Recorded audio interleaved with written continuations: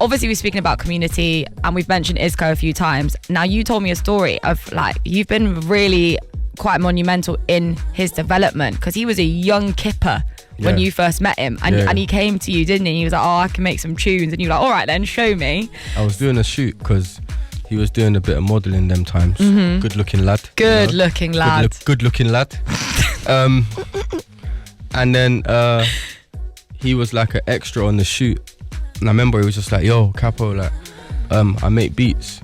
I said, oh, sick. I said, take my email, send me some stuff. Yeah. And then I went to the studio, like I think it was like 2 days later, and like no ideas were like coming to me. I was just like, I can't think of anything. Okay. And then I said, let me see what that youth sent in the email.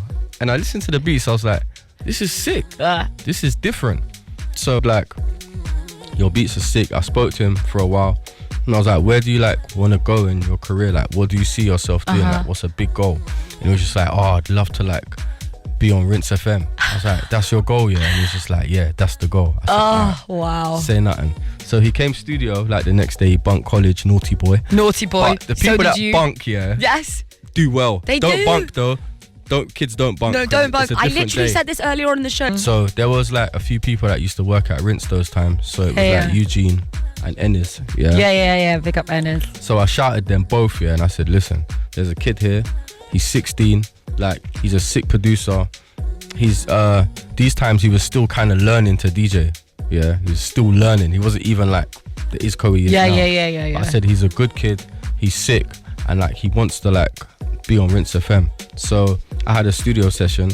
So I told Iz to come again. He had to bunk school again. Sorry, Izco's mom. I'm sorry, but and then Eugene and Ennis came. Yeah. And I said to them, like, I said to Eugene, don't say like where you're from. I don't want him to feel like uncomfortable. Yeah. So he was just running beats, and they were like, this is sick. So they left.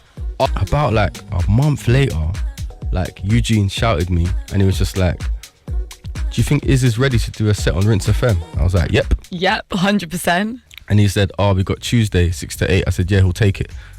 And then I called him, and I was just like, yo, Iz, you got a set on Rinse FM every Tuesday 6 to 8. He was like, bro, like, huh? I was like, psh. He was like, I'm not even prepared. I said, that's not my problem, you know. You have your set, so just make sure you're there every week. And literally, that's how it happened. Wow. Honestly, this is such a beautiful story.